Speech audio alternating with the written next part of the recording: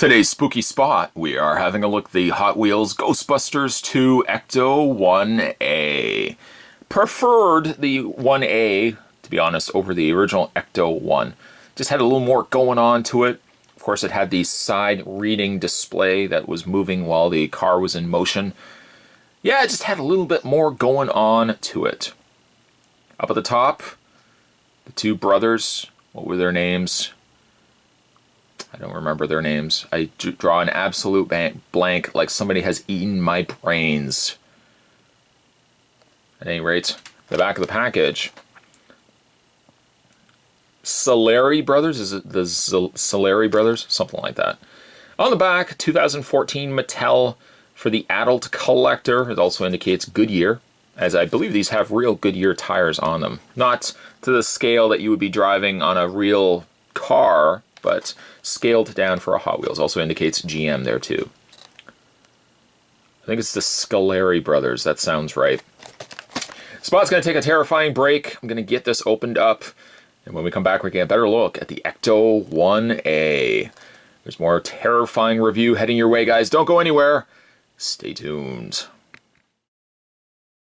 Having a look at the Ecto 1A. It is a really neat looking vehicle. Smallest of details also present here on this die-cast car. On the front, we have the Ecto 1A license plate. Very small, but you can still see that it's there. On the side, we believe you. Call JL52020. You can call that number. That number does not exist. The Ghostbusters 2 logo, which also is featured on the back, along with its back license plate. And then, of course, we've got all the extra stuff on the hood of the car, or on the roof of the car. Some things have stayed the same, like kind of this middle area here, but then they've added all this extra stuff going on to the front. Much larger sirens on the back there, but the more obvious additions are these little side displays that, again, moved. One side says Ghostbusters. The other side says, "We are back." Well, actually says, "We're back." Another thing that was present on the Ecto 1A was the addition of the hazard tape stripped across the sides of the car on either side there. I just, again, felt like there was a little more going on with the Ecto 1A than the Ecto 1. I just kind of thought that was fun. The coloring on the car looks pretty good.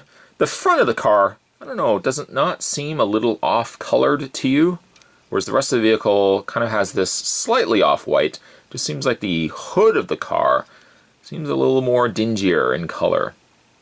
For a scale comparison, let's have a look at another vehicle that we had to look at on this terrifying month of Spottober. There's a Mystery Machine. Proportionately, Mystery Machine fits what I can gauge to be much larger drivers than the Ecto 1A, but that's okay. I guess proportionally, if the Mystery Machine was supposed to be proportioned to the Ecto 1, it would be about that big and it would be about that high. But so, of course, they have to make it a little bit bigger so it shows and transitions well to die-cast form. For two completely different reasons, these are two vehicles synonymous with spooky stuff, ghosts, if you will. One, not quite real ghosts. And to some extent, Halloween. I love watching Scooby-Doo at Halloween. I also love watching Ghostbusters at Halloween. So, obviously the reasons why I wanted to cover these two vehicles during the month of Spottober.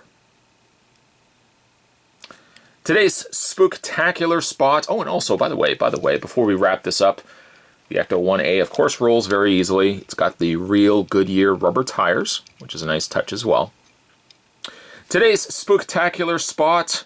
Spot was having a look at the Hot Wheels Ghostbusters 2 Ecto 1A. Stay tuned, guys. Spot's going to have more spooky spots heading to you this month of October. Thanks for watching. I'll see you next time.